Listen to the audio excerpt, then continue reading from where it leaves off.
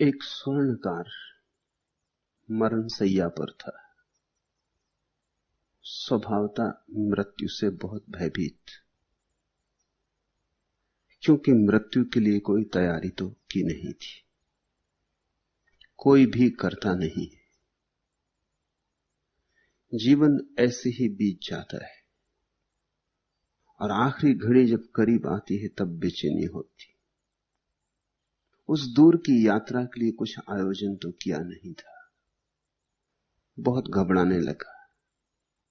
उसके बेटों ने अपने पिता के जीवन के लिए भिक्षु संघ के साथ भगवान को निमंत्रित करके दान दिया। भोजनोपरांत पुत्रों ने कहा, बनते इस भोजन को हम लोगों ने पिता के जीवन के लिए दिया है, आप उन्हें आशीष दें, आशीष दें कि उनकी आयु लंबी हो।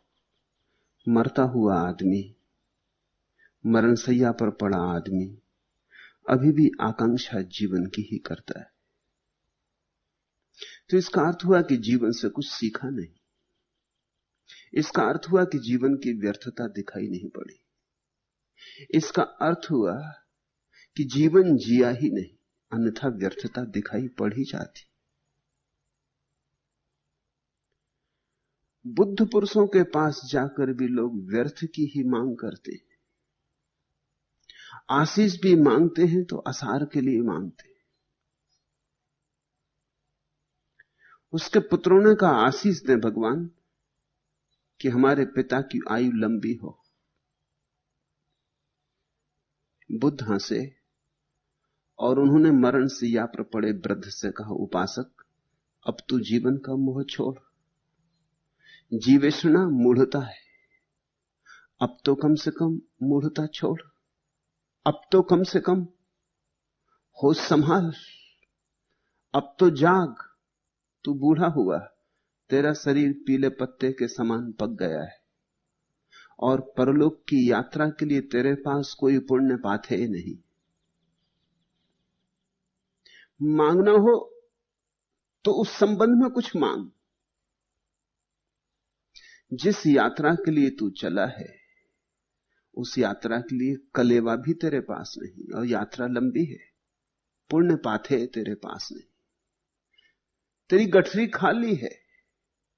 ये जीवन तो गया, तू पीले पत्ते की भांति हो गया है। अब गिरा तब गिरा, जरा सा हवा का झोंका पर्याप्त होगा। और अभी भी तुम वृक्ष से चिपटे रहना चाहता है।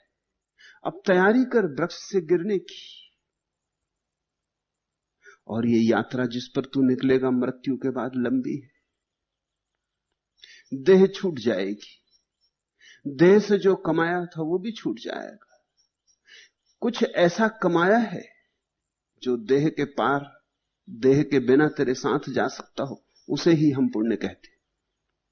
पुण्य का अर्थ है कुछ ऐसी कमाई जो मौत न छीन सके।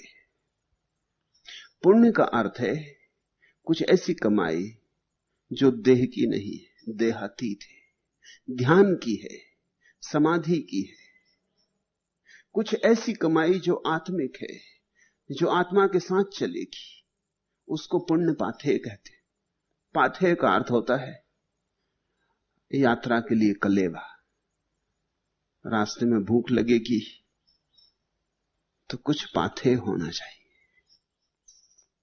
तो बुद्ध ने कहा कि परलोक की यात्रा के लिए तेरे पास कोई पुण्य पाथेय नहीं, और अब भी तू जीवन की आकांक्षा करता है, और अब भी तू मांग रहा है कि और लंबा जीवन मिले।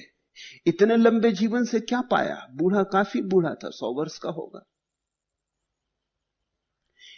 इतने लंबे जीवन से क्या पाया? अब मूढ़ता छोड़।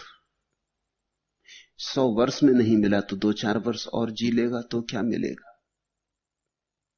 100 वर्ष में गंवाया ही तो 2-4 वर्ष में और थोड़ा गंवा लेगा, और क्या होगा? बुद्ध ने कहा, अब जीवन की नहीं, अपनी खोज कर। अब अपनी प्रतिष्ठा कर, अपना केंद्र खोज।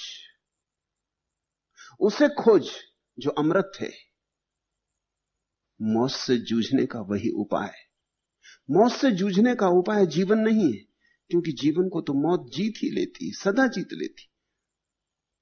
देखा चिकित्सा शास्त्र ने कितना विकास कर लिया है, आदमी को कितनी औषधियां उपलब्ध हो गई, लेकिन मृत्यु की दर तो 100% की 100% है। जितने आदमी पैदा होते हैं उतने आदमी मरते हैं। मृत्यु की दर 100% ही रहेगी। मृत्यु की दर कभी कम नहीं होने वाली, चाहे दवाएं हो चाहे आयोजन हो। आदमी थोड़ा लंबा जी लेगा, लेकिन मौत तो आनी ही है। ऐसा कभी भी ना होगा कि मौत 99% हो, कि 100 बच्चे पैदा हो और 99 आदमी मरे और एक बच जाए। मृत्यु दर सुनिश्चित है।